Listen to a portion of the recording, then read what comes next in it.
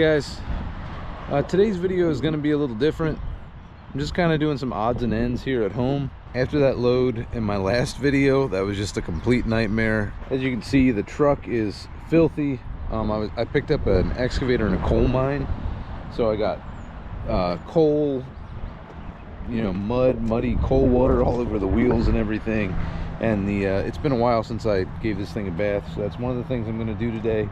The other thing I'm going to do, I was doing my pre-trip a couple days ago, and I noticed a bolt sticking out of one of the lower shock mounts. So I got under there and I started looking, and there's 3 of the lower shock mounts down here. Just these bottom bolts. There's 3 of them that the nut on the end of the bolt has loosened and come off. When I looked, and they're using cheap nuts, cheap lock nuts, the kind that don't have any nylon in them. They just kind of gall threads when they go on to lock. So they use that for the shock mounts. So I'm going to go ahead and replace all 6 of the bolts on the lower shock mounts. That way I don't have to worry about that. I mean, I have to do it on the 3 that are out, but I'm going to do it on all of them so I don't have to do this again. I'm also going to grease the trailer because it's due for it. I usually grease my trailer every 10,000 miles.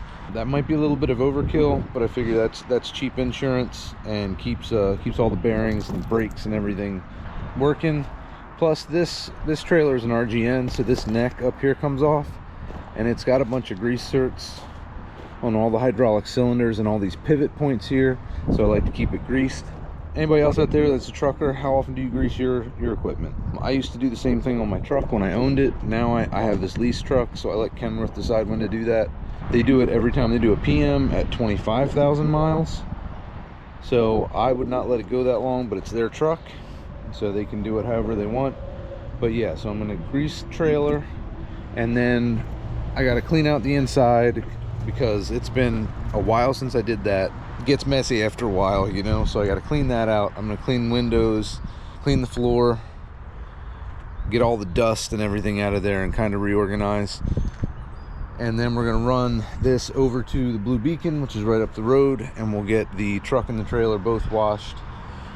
Heck, I might even do the engine. So, and my gosh, you see, look at all the bugs on my mirror yesterday. I swear, I ran through a swarm of bugs yesterday that lasted the whole drive home. So it was, you could hear them on the windshield. So that's the plan for today. A little bit different video. We're not picking up anything or dropping anything off. We're just doing some maintenance stuff and one little repair to the trailer. So that's the plan. So first things first, let's go pull one of these bolts out so we can see what size we need, and then I'm going to head over to we have a store here called Surplus City. They have fasteners, a whole bunch of hardware, pretty much any bolt you could want, nuts and everything.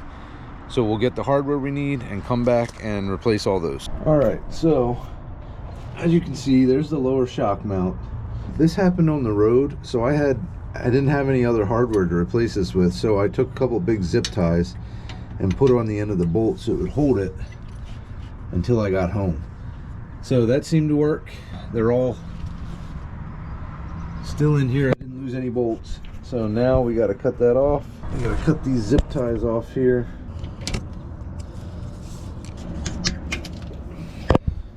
There we go.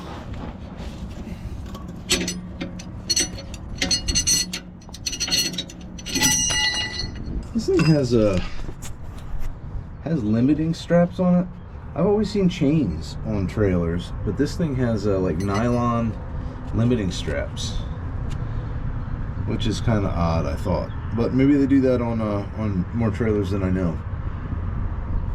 But that's, yeah, I don't know how long those will last. But we got this bolt out. All right, so there you can see the bolt. It is actually bent. You can see that. And then there's the threads on the end. I would reuse the bolt. Well, probably not this one because it is bent. So that must be a pretty cheap bolt too. Anyway, those lock nuts, they gall up the threads on the end. So there's no reusing it even if it was straight. But we got one. We'll measure this. So that looks like 10 3/4. So we might do 11 or 11 1/4, because I want to get a washer on each end, a lock washer, and a good nut on there to replace these this cheap setup that it had. So let's go buy some bolt. All right, just got back from Surplus City. Had ourselves 6 bolts. So all they had was they either had grade 2 or grade 8. They had no grade 5, so I got grade 8, so that's plenty strong enough. 6 nuts, 6 lock washers, and I got 18 flat washers, just in case we need to build up a little bit. If it's these are 12-inch, so if we need to put a couple in on the end to draw that back in, so we don't have too much sticking out, or we have to grab threads, we can. So let's get these installed.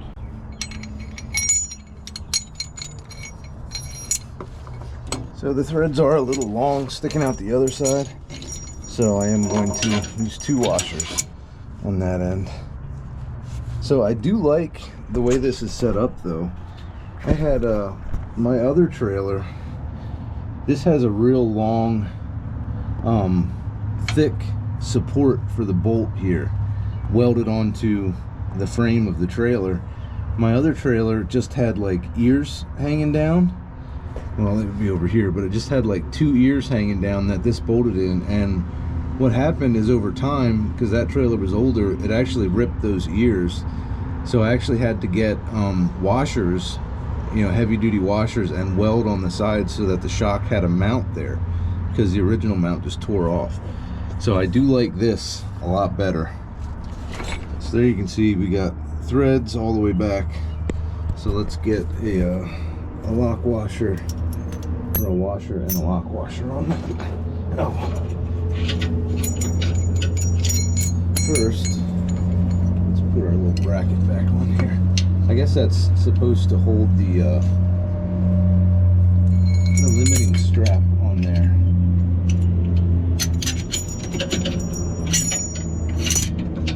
There we go. Now we'll do a washer. Oh, I'm not gonna be able to do a washer on that side, but that's all right. This is too close.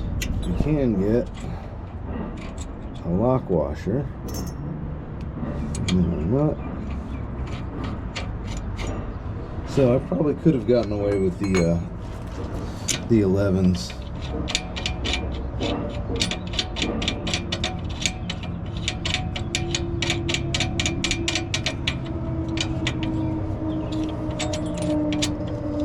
And hopefully these will tighten up. I think they will. Okay.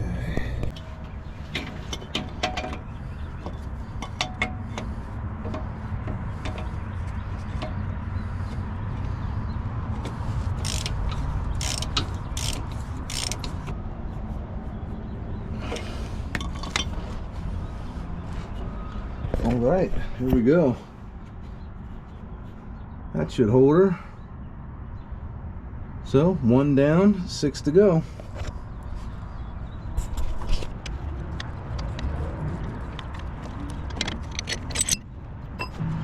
Sorry, that's 1 down, 5 to go.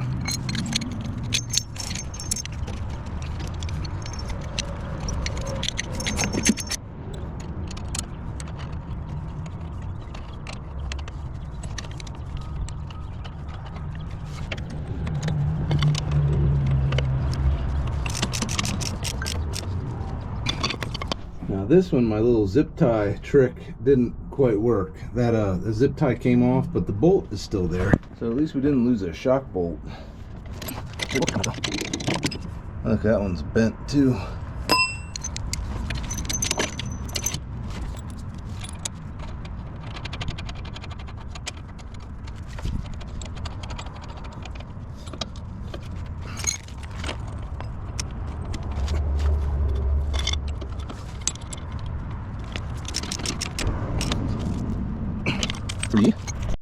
Now I think the other 3 are still the nuts and everything are still on those.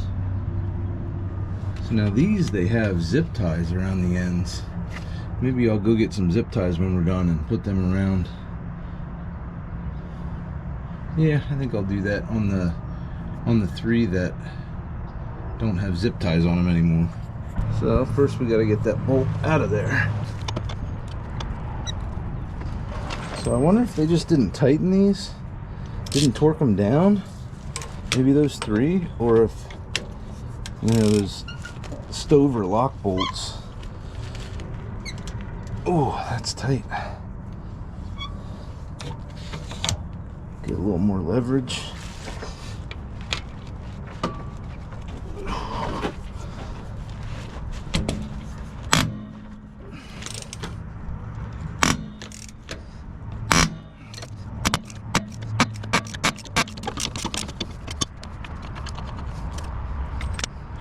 Boy, it makes you wonder how the other ones came off. See, that's the Stover lock nut. They have that little dot there. But I'm not a fan of the Stover lock nuts.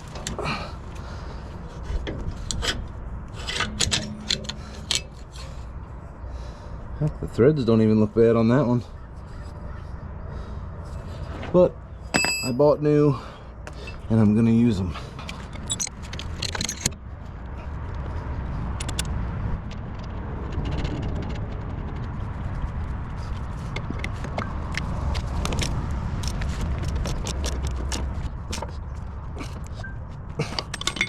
All right, there's 4. Well, my plan for today was to take the day off after that nightmare load yesterday, but it's supposed to rain tomorrow and Sunday. So I figured rather than doing it in the rain and the mud, I'll just get it done today and I'll take tomorrow off. Figured that was a better plan.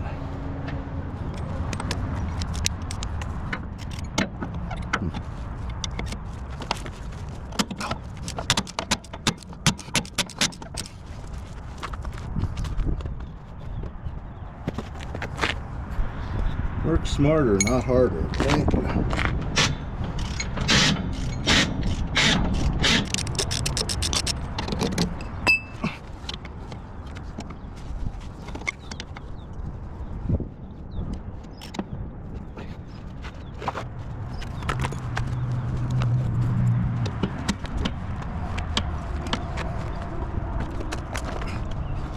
This is why I drive trucks and not work on trailers.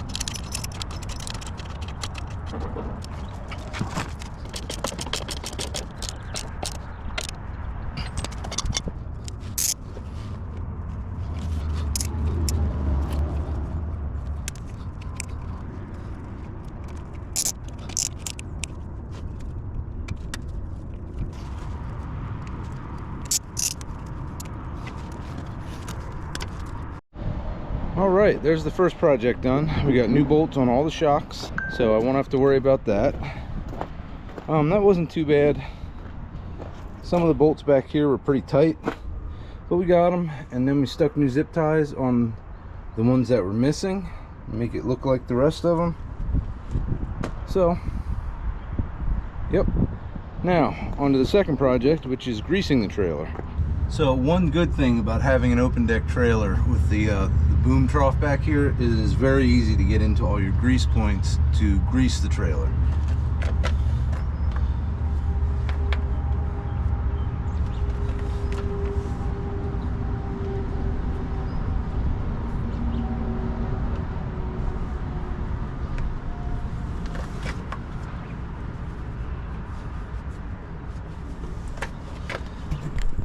So we got one there, we got one down here.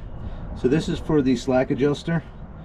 This is just a bearing for that rod, and then there's another one of those on the inside and on the brake side of that.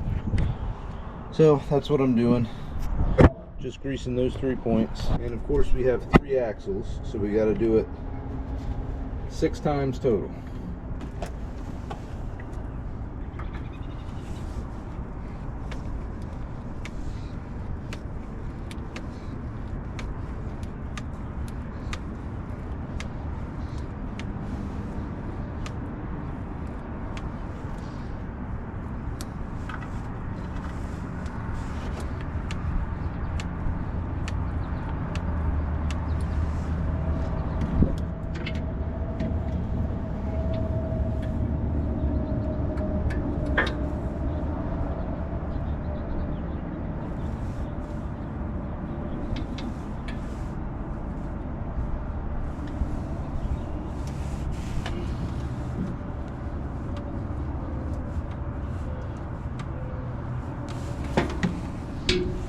So the ones on these bearings here, they actually have dust covers. That one's not on right now, but I kind of like that. It stops your grease certs from getting all clogged up with stuff. You just keep pumping grease in until you see some grease coming out of the side, and then you're good. So you guys are probably wondering why I'm not using a battery powered grease gun or a pneumatic grease gun.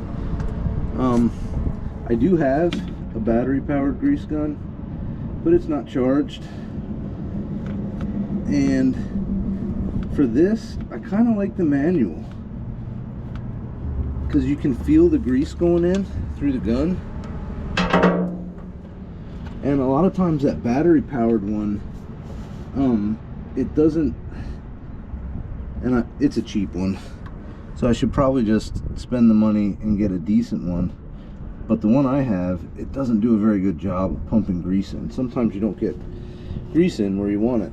And I do like the manual because you can feel what you're doing a little bit, if that makes any sense. The deck of my trailer is covered in hydraulic fluid from that excavator up there we were trying to unload in the last video. It was leaking hydraulic fluid, so it's all over the trailer. It's another reason I want to go get it washed today.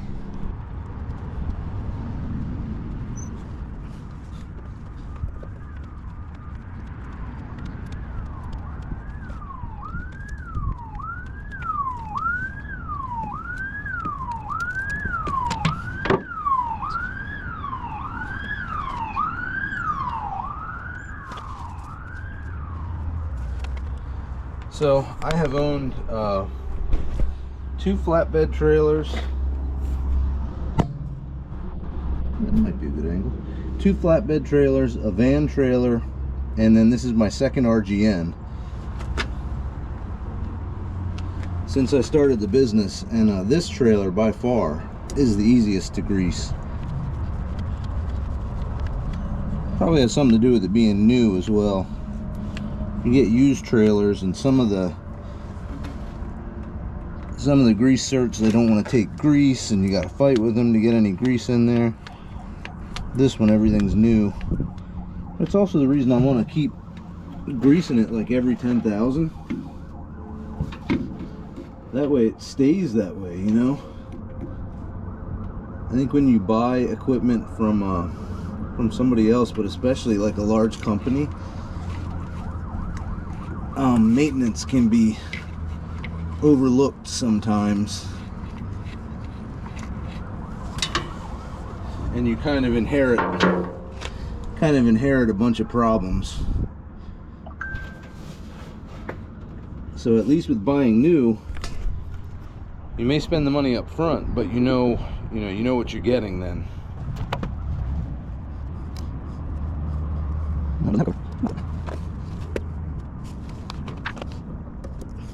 So I could just take this over to a truck stop and have them do it. I think they charge you like 30 bucks or 35 bucks to grease a trailer. But I also like getting in here and looking at things while I do this. Then you catch problems when they're first starting and not when they become big problems, and then it costs you a lot of money. So in this way, you know it's done right too. You know, guys aren't skipping some, or you know, they forget to get one, they get distracted.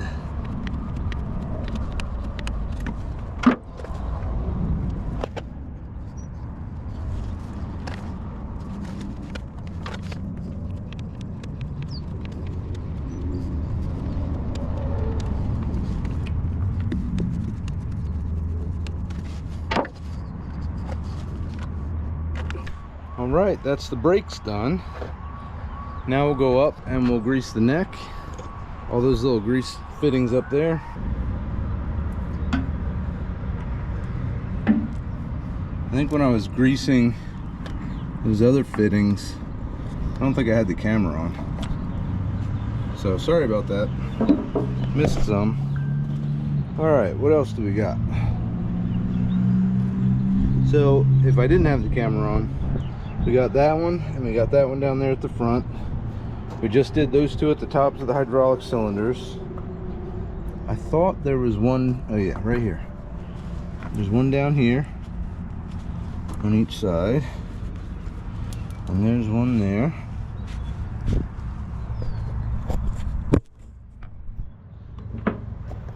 So I was saying before, you put grease in here. I like that they have grease certs everywhere on this, because put grease in there, that keeps water from getting in there, and that will keep it from rusting and keep it from binding.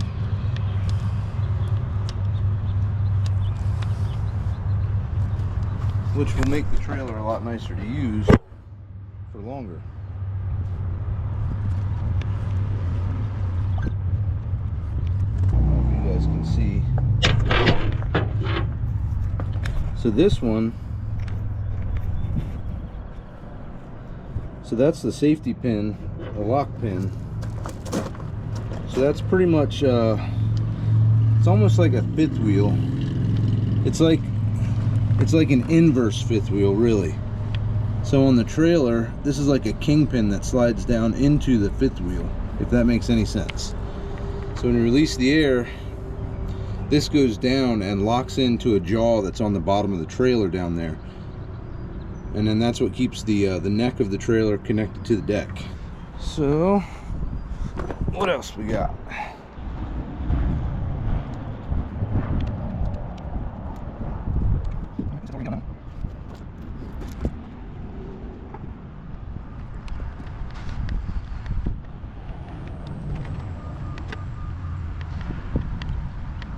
So I believe the only other thing I want to grease is the fifth wheel itself.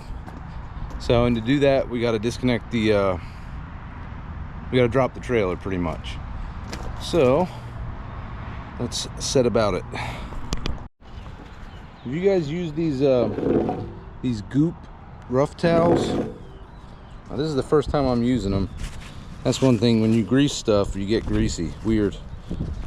But I usually use tub of towels. But I went to Walmart this morning and they were out.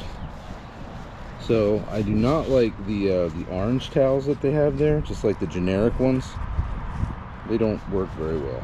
So I was skeptical of these because they are orange as well, citrus or whatever. And I will be honest, the first one I pulled out didn't work very well, but it was because it didn't have a whole lot of juice.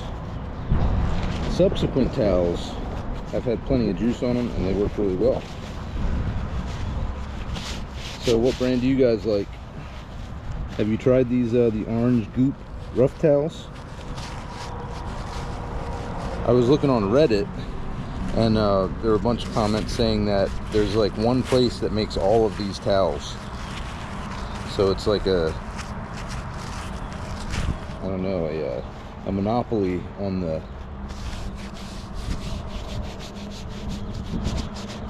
on the hand wiping towels, mechanic grease remover towels or whatever. But I got about halfway into that Reddit thread and I was like, who cares? I just want to know if they work. So, and they do. So in case you guys run into a similar situation where your favorite brand is sold out or whatever, these actually work pretty well.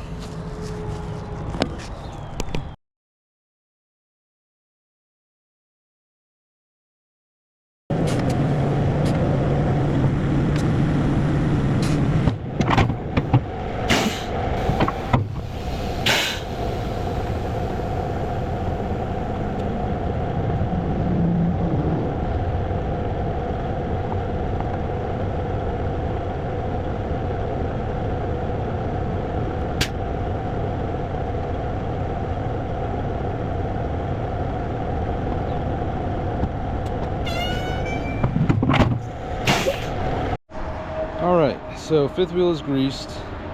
Next thing I want to do, so I've had this toolbox riding back here on the trailer for, since I got the trailer, and I had it on the last truck.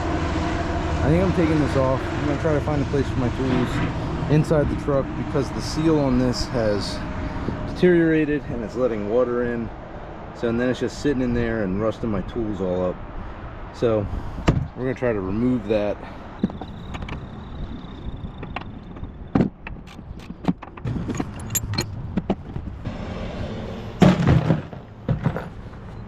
Alright, that frees up a lot of space actually. Alright, there we go. We are going to head over, or I am going to head over to the Beacon, Blue Beacon Truck Wash. It's right up the road. So we're going to head over there. It's a pretty nice day out, so it's probably going to be pretty busy. Probably going to be an hour or two wait. So while I am waiting to get into the truck wash, I figure I can do a real good clean on the inside of the truck and do the windows and everything. Oh, by the way, I don't know if you guys can see it. I'll show it to you a little more close up while I'm cleaning, but big rock chip yesterday. Rock flew up. It must have been a huge rock because it was a very loud smack, but probably going to end up, I don't know if they can repair that. Sometimes they can repair windshields. Might just have to get a new windshield in this thing. So that'll probably be pretty cheap, right? All right, let's head over to the truck wash.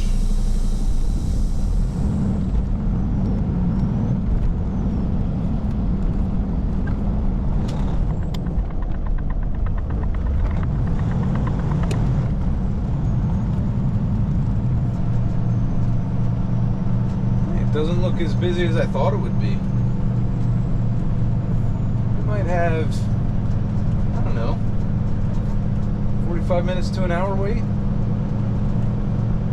which for Blue Beacon over here is actually not that bad, especially on a beautiful day like this. Usually if you come over like early when it's kind of drizzly or something, you don't have to wait at all. That's how I try to hit it, because I don't have a show truck, I have a work truck, But, yeah, then if you come on a sunny day like today where it's real nice out, usually they're stacked up and you gotta wait for a long time. But this actually isn't too bad. The truck has gotten pretty dirty over the last couple weeks. Just been a lot of rain, which turns into a lot of mud, a lot of dirt. So I'm gonna work on getting this clean while we're waiting in line. I won't try to make you guys watch me clean, but I'll show you when I'm done. So hopefully not too long, we'll have a clean truck. All right, guys, we got the inside clean. So that's that crack I was talking about. Look at that thing. That must have been a big rock. It made a loud bang when it hit, I know that. I didn't notice it first, and then I looked up and I was like, oh my gosh, look at the size of that chip. So I don't know if they'll be able to fix that or if I'm gonna have to replace the whole windshield. Guess we'll find out. But yeah, got this cleaned up. I mean, it's not perfect, but like I said before, this is a work truck. I'll be back in a mud patch and in a big mud puddle Monday morning, so I don't fret about it too much, getting it absolutely spotless, perfectly detailed, polishing chrome and all that. I like to have it clean, but yeah, I don't get too bent out of shape if it's not spotless. So there's the inside. And there's the outside. So you guys let me know what you think. Did Blue Bee can do a good job? I think they did pretty good this time. Sometimes they don't do a real good job. I mean, there's always going to be some dirt that stays on there. I think that's soap. I don't know, there was a lot of bugs on that, so they did get it cleaned off. So yeah, got the wheels shiny again. And I told them they did a good job on the frame. Frame looks good. Yeah, I told them to wash the deck. I always tell them to wash the deck. I tried to, I don't know, you don't want to be a jerk when you go in there, but I tried to they did a decent job. I mean, this is pretty caked in dirt. So it does have tracked equipment on it quite often, so there's going to be scratches. But yeah, did a decent job on it. Got it pretty clean. That excavator that we had to put up on blocks to get the trailer out from under, it leaked hydraulic fluid all over the back of my trailer. So I asked them to wash that off, and I think they got all of that. Yeah, that looks pretty good. I mean, they always miss spots. There's still some dirt in there, but that's okay. You know, it doesn't have to be perfect. All right, guys. So a little different video today, but I got a bunch of stuff done that I've been meaning to do. So anyway, this is Cliff with Hamilton Transportation. Thank you guys for watching. Please like and subscribe to the channel, and I'll see you in the next video.